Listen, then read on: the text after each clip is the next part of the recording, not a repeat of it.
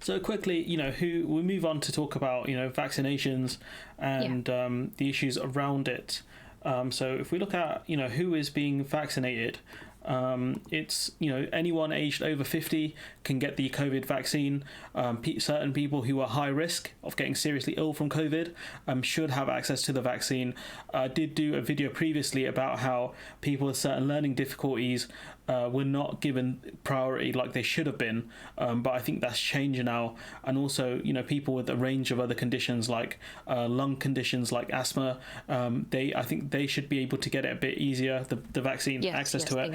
Chronic kidney disease, severe obesity, which if you're over 40 BMI, which hopefully I'm not. It says 40 or above on the website I'm looking at, the NHS website. Okay. And to be honest, I looked there yesterday, and as you said, the learning difficulties were added to the list as well, very recently. So anyone, those people can get vaccinated. I don't have this on my computer. Oh no, I think it's a bit later. So what rate is the UK vaccinating compared to other countries? So we know Israel are doing really well. But if we look at the list, Gibraltar is doing really well, which is surprising. I think it's a very small place, right, Gibraltar? Yes, that's the thing. They're a small country, and the way to... But don't forget, Gibraltar technically is part of the United Kingdom anyway. Yes. And so if we look at the UK here, so the green, the kind of light blue color is first doses or full part vaccination, and the darker color is full vaccination. So you can see the UK is going for the strategy of get as many people the first dose rather than giving people the second dose, which some countries look like they are going for. It looks like the vast majority of countries are going for full vaccination. So if we look at Israel, they're looking at full vaccination, but obviously there are issues with them not vaccinating Palestinian people. See who else? The United States is somewhere around here. They're looking at the same thing, going for full vaccinations. Obviously they have access to the Johnson & Johnson vaccine, which is just one shot. So obviously if you get that, then you're apparently fully vaccinated. So, that kind of answers that question, which is that, different countries have gone through different strategies. I think personally the UK has gone for the strategy of giving loads of people the first dose just so we can look good in the vaccine race. I don't know how much you agree with that, Georgia. How to say, I just looked at some of the statistics as well, and as per 1 month ago, nearly 15th of 3rd of March, Israel offered 2 doses of, they are going with Pfizer mainly. They offered the 2 doses to about 50 or more % of their population, while the others, I think, and then the age between 90 to 91, 97% of the people got at least their first dose. Where is this? So it tells Israel. Okay. So so it does really tell us about how big is not the process, but how quick they are in doing it. As you said, there is resistance, of course. Anti-vaxxers. Yes, and for example, there is big, no, in a way, scare from people of certain religions. Yes. For example, people that, mostly more people of Christian Orthodox Church are also Muslims, a bit against that. The vast majority of Muslims are not against the vaccine. Just a few people are, but I don't think, Muslim people generally are not against the No, the vaccine. I'm not saying. I meant in Israel. Oh. Just in Israel. Oh, okay, yeah. Oh, sorry, my bad. So yeah, I think they haven't been offered it. I think potentially because of Israel is a apartheid that's state. what I wanted to say. Sorry. Because due to some of the internal conflicts, some of the data might not be that true, and what the facts are saying, that people are including the religion, the religious context, might not be appropriate in that case, because some people are just maybe don't even know that they have the access to vaccine or have the opportunity to have it. So yeah, there's one thing I want to mention. We spoke about before about patents and stuff, but I can't see that question on the list, which is that patents may not necessarily be the issue. I've spoken to someone who knows far more about the subject than I do, and he talked about loads of problems with just production and how complex the production procedure is.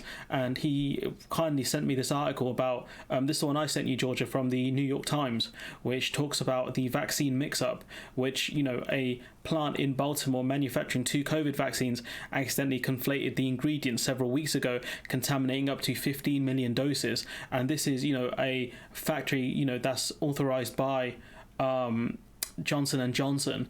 So what you can see here is, an innocent mistake, but obviously if you're trusting, a third country or a third party with manufacturing your vaccine, there has to be not just a transfer of technology that can be difficult, and not just, creating the necessary components, biological components to making the vaccine, but also you're going to have to trust that they don't do anything stupid and mess it up, and because your name's on the vial, and then your name's on that vaccine.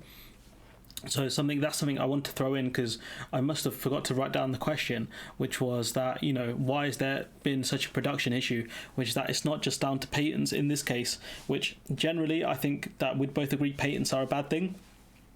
We've seen that with EpiPens in the US, where they cost like $100, but in Europe they cost like 10 or 15, which is just ridiculous, to be honest. Also, other issues with generic drugs, where you can go to Canada or to Mexico and get it cheaper than you can in America, which is insane, to be honest with you. But just in this case, I think the patents are a bit of a red herring, which is unfortunate, to be honest, that the World Health Organization, who have not covered themselves in glory during this pandemic, have gone down that route instead of trying to help these companies get funding to set up more factories. Subsidize. Yeah. To help them get more subsidies from countries to create more factories in order to distribute the vaccine, increase production of the vaccine, and have it, fully authorized by whichever, pharmaceutical company is making it. So, very sad from the World Health Organization. So if we go on to, is there anything you wanted to say, or? To be honest, I agree with what you say, because again, being a patent, on the paper you can say that I'm going to use the highest, best paid or most expensive products, but when you actually go into that country to do the product, you just switch to the cheapest one, and you don't have to prove it, So that's... Yeah, I was just going to add, production issues mean that the UK is going to have a dip with vaccines. Matt Hancock is blaming it on production issues in India, but I think it's very likely that it's down to the EU taking more control over production of vaccines within the EU. So, we're going to have less exports of EU vaccines. I think that's most likely the cause, but they didn't want to mention that. But that's my conspiracy theory. So if we move to our next question, which is about prices for the vaccine, which is, the prices are a bit sus, to be honest with you, as we've spoken about before, which is that, the EU are paying the lowest amount for the AstraZeneca vaccine, at $2.15, when the UK and the US are paying $3 and $4 respectively, despite the fact that the AstraZeneca vaccine is apparently being made not for profit. So how suspicious do you find that? To be honest, that's a good question, because not just AstraZeneca, I'd like to highlight, for example, even the Pfizer, which is sold for $15 in UK. It's sold for 11 in European Union and 19.50 in US. So same thing. I think with the Pfizer one, I think they get a bit more of a pass because they are making it for profit. So maybe certain countries are ordering it more in bigger orders, so they might be getting a discount. But I think with the AstraZeneca one, they don't have that excuse. So I don't understand why they're offering other countries lower prices. The bulk order thing could make sense, but then these vaccines are being made at the UK is getting vaccines from EU factories. So unless it's for transport reasons, maybe transportation costs. That's what it involves. It's possible, but surely we're paying about, say, $3 from the UK factories as well. So unless they've averaged it all out and figured out all of the costs and done it from there, it's very strange. Sorry, that's just something I found a bit suspicious. Also, it's very suspicious because, they also wanted to ban the AstraZeneca because it creates clutters, but apparently we have to stress that it's a very low amount of people who have had blood clots out of the millions of people who have taken the vaccine. Just want to stress that in case anyone does have any fears. No, you don't have to have that because blood clutters, it was 26 cases, I think, per million. Yeah. But no one highlighted that there were 23 cases of blood clutter also per million with Pfizer. So I have nothing against AstraZeneca or Pfizer, glad we have them both. But also there is the element of Brexit. So potentially some of the arguments have been brought as small revenge with political insinuation from European Union towards UK. I can't say that for truth or for sure. The main reason I think that there is a small percentage of that difference of the price, again, is because of the transportation cost and, as I mentioned before, the exchange rate. Right, I'm just getting a bit concerned about time. So, just to sum up, I know because we are on a time constraint. Just to quickly wrap up this question, South Africa are paying $5.25 for the AstraZeneca vaccine, and they're very annoyed about it, considering the EU are paying about half that price. So they are, $2.15. Yes, so it's about half, I think. Must be around half, yeah. Or I think it's less than half, actually. It's more than a half. It's double what they're paying, double and something. Yeah, that's what I'm saying. The EU are paying less than half of what South Africa are paying. Oh my god, my brain. The EU are paying less than half of what South Africa are paying for the vaccine, and they're very upset about it. That is what I'm trying to say. I'm very sorry. That was so painful. So looking just outside, you can say that for the transportation cost, because it would be more expensive to export it to South Africa than, for example, to UK. But the thing is, again, if we're getting vaccines from India, India is much closer to South Africa, I think, geographically. So again, these costings, they don't make sense. They just do not make sense, in my opinion.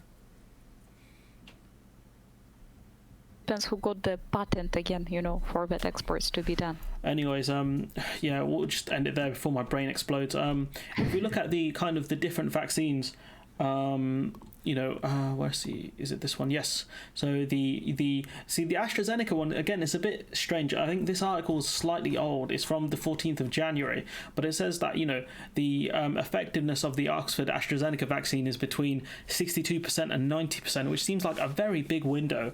You've got Moderna at 95%, which is maybe the one either of us will have because we're young G's, or the Pfizer one, which is at 95% as well. So, we might be lucky there. And Sputnik at 92%. Obviously, it looks like the AstraZeneca one is the cheapest one, followed by Sputnik, and then the Pfizer one, and then the Moderna one, which is the most expensive at £25 per dose. Jesus, that's expensive, man. That is pricey. And but again,